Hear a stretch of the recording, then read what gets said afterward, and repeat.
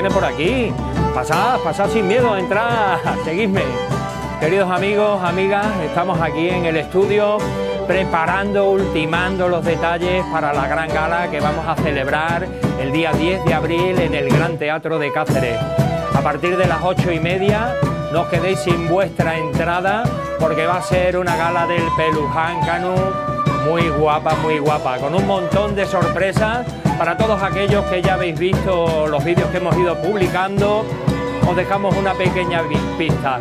Así que el día 10 de abril en el Gran Teatro de Cáceres a las 8:30, Pelujáncanu, ¡que suene Extremadura!